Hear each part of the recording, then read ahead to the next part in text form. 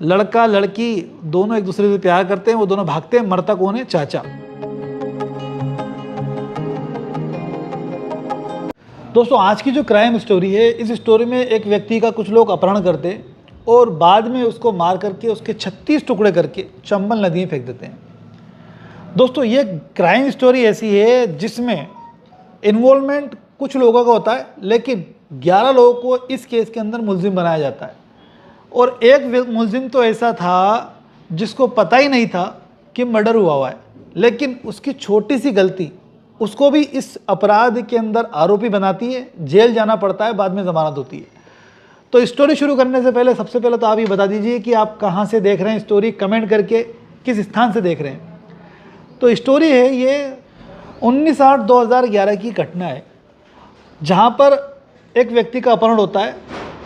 निवाए जाते समय रास्ते में वो बरतल चौराहा आता है, वहाँ पर चाय पीने के लिए रुकता है। ये व्यक्ति जो है एक ट्रक ड्राइवर है और इसके साथ में इसका खल्लासी है।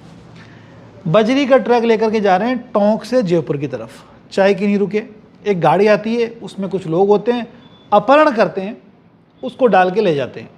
ये जो खल्लासी है ये जाकर के थाने पर रिपोर्ट दर्ज कराता है इन्हीं तथ्यों के साथ में।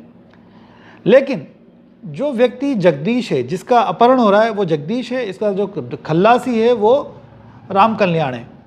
अब ये जो राम कल्याण है वो देखता है कि जगदीश को बुलाया किसी व्यक्ति ने जो अपहरण करने आए थे उनमें से, यानी जगदीश उसको जानता था जो अपहरण करने आया। तो जगदीश जाते जाते बताता है कि ये शिवजी है मेरे गांव का, नाम बता के चला जाता है वो।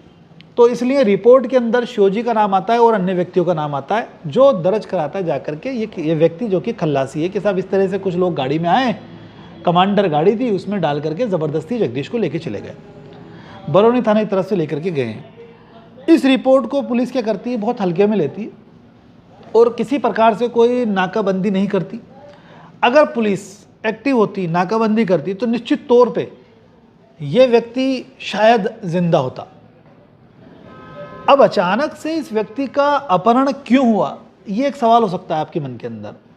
तो इस घटना से पहले की स्थिति में हमें जाना पड़ेगा इस चीज़ को समझने के लिए। ये जो व्यक्ति है जगदीश, इसका एक भतीजा है जिसका नाम है सजन। सजन जो है इसके घर पे आता जाता है और सजन के पास में एक व्यक्ति है जिसका नाम है भगवान सा है। इसके गांव का ही है भगवान सा है।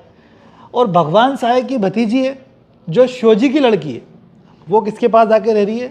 भगवान साय के घर पे रह रही है। अब ये जगदीश और भगवान साय दोनों पड़ोसी हैं, तो इसका तो हो गया भतीजा, उसकी हो गई भतीजी। ये जब आता है वहाँ पर जगदीश का भतीजा सजन, इसकी बातचीत हो जाती है लड़की से जिसका नाम है फूला। इन दोनों की दोस्ती हो जाती है, दोस्ती प्यार में बदल जाती है। दोनों गाँव से भाग जाते हैं। लेकिन गाँव में देखा जाता है खाप पंचायत का रुख किस तरह से रहता है। इस तरह की घटनाओं को बर्दाश्त नहीं करते गांव के लोग, पकड़ते हैं, मारपीट करते हैं, जान से तक ख़त्म कर देते हैं। लेकिन ऐसा कुछ इनके साथ नहीं होता। इनको पकड़ करके अपने अपने माता पिता को सौंप दिया जाता है। लेकिन रिपोर्ट दर्ज होती है पहले। रिपोर्ट में क्या करते हैं ये लोग, सेटलमेंट कर लेते हैं। लगभग 50,000 रुपये भगवान साय लेकर के अपनी के नाम से जो भतीजी है उसके बाद उसको केस को विड्रॉ कर लेते हैं सजन के खिलाफ से। तो इस केस के अंदर तो FIR लाई जाती है, कार्रवाई नहीं होती। लेकिन ये दोनों एक दूसरे को पसंद करते थे। तो घटना के जब सेटलमेंट हो गया, इसके कुछ दिन बाद दोबारा से ये दोनों लड़का लड़की भाग जाते हैं। ये सेकंड टाइम होता है जब ये घर से भागते हैं। तो ये जो शिवजी है और ये जो भगवान साय है, ये जगदीश के घर पे जाते हैं। गांव वालों के सामने जगदीश को और उसकी पत्नी को धमकी देते हैं कि अगर हमारी बेटी हमें नहीं मिली, एक समय बताते हैं, तो हम आदमी के बदले आदमी उठा लेंगे। ये कहते हैं ना कि जान के बदले जान, वो वाला कॉन्सेप्ट नज़र आया मुझे इस वाली लाइन के अंदर। और बिल्कुल केस के अंदर भी यही बात सामने आई कोर्ट के अंदर, क्योंकि ये जो केस है मेरे सीनियर ने भी डील किया है। टोंक कोर्ट का ये केस बता रहा हूँ मैं आपको। तो बहरहाल ये है कि वो धमकी दे करके जाने वाली स्थिति आती है। पुलिस क्या करती है, जब ये तो हो गई इसकी रीज़न कि भाई ये घटना क्यों हुई, क्योंकि जगदीश का भतीजा है सजन और जगदीश उसको सपोर्ट करता है।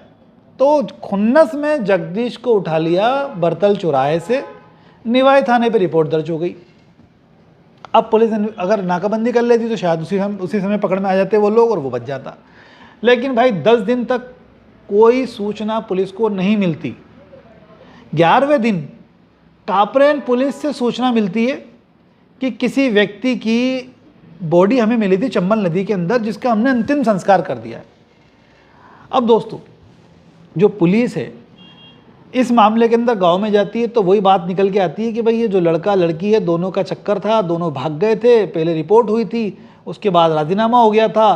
तो इसके मतलब ये भगवान ने और ये शिवजी ने कुछ लोगों के साथ आकर के जगदीश को धमकी दी थी कि आदमी के बदले आदमी उठा लेंगे। तो कहीं ना कहीं वो कड़ी जुड़ गई यहाँ पर, लेकिन जगदीश का पता नहीं चल रहा था। कापरेन पुलिस के पास ये जो इन्वेस्टिगेशन ऑफिसर है निवाई बरोना थाने का, ये जाता है वहाँ पे कापरेन पुलिस थाने के पास। वहाँ जाकर के पता करता है तो वो बताते हैं कि भाई ये जो बॉडी है ये 22 तारीख को मिल गई थी। 19 तारीख को इसको उठाया, 19/8/2011 को, और 22/8/2011 को कापरेन पुलिस को उसकी बॉडी के टुकड़े चंबल नदी में तैरते हुए मिले।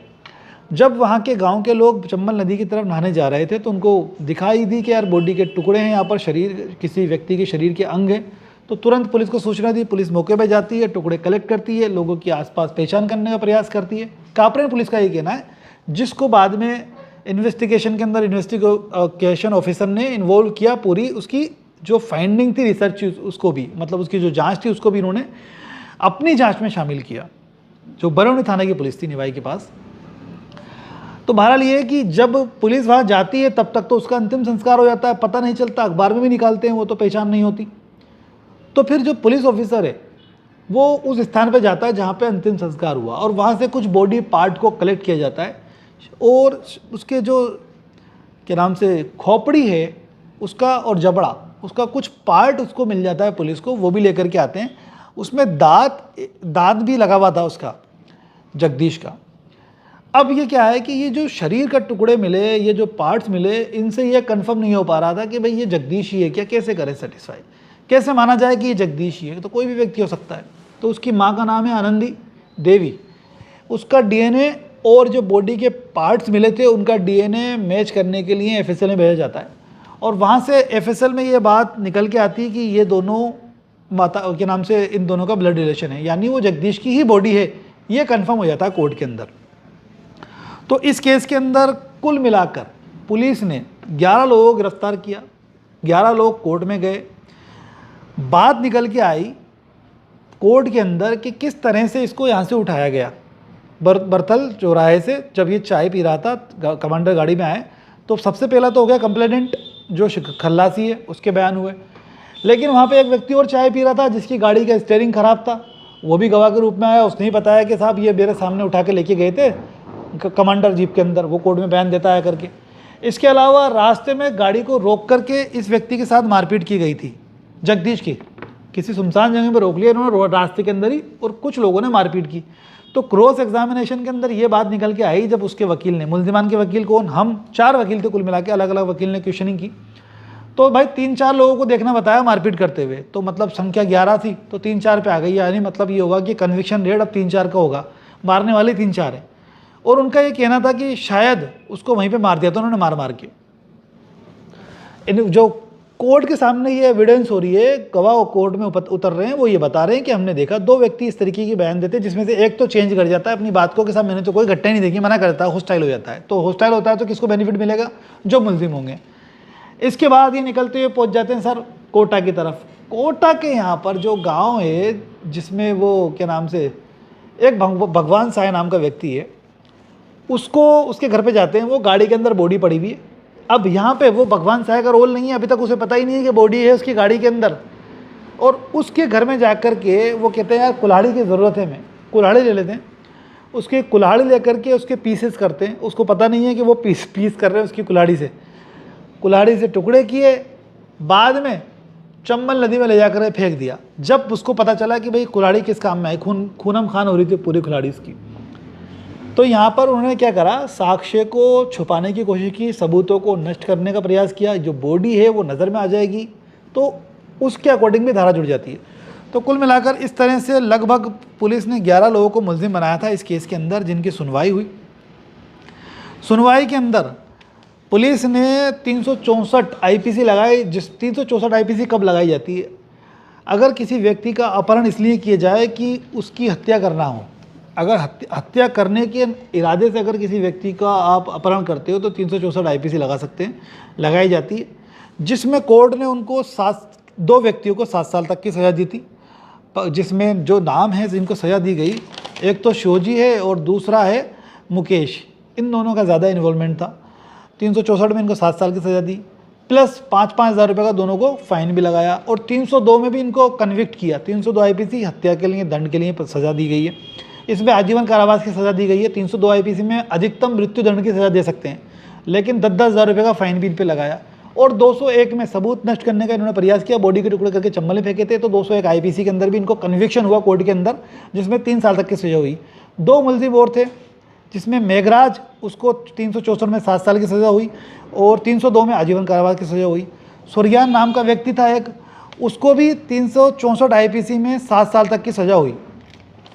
6 मुलजिम और थे, जिसमें 6 मुलजिमों को पुलिस ने दोषी नहीं माना और निर्दोष मानते हुए उनको बरी कर दिया। तो एक व्यक्ति जो था उसकी डेथ हो चुकी थी। तो कुल मिलाकर के 11 लोग थे।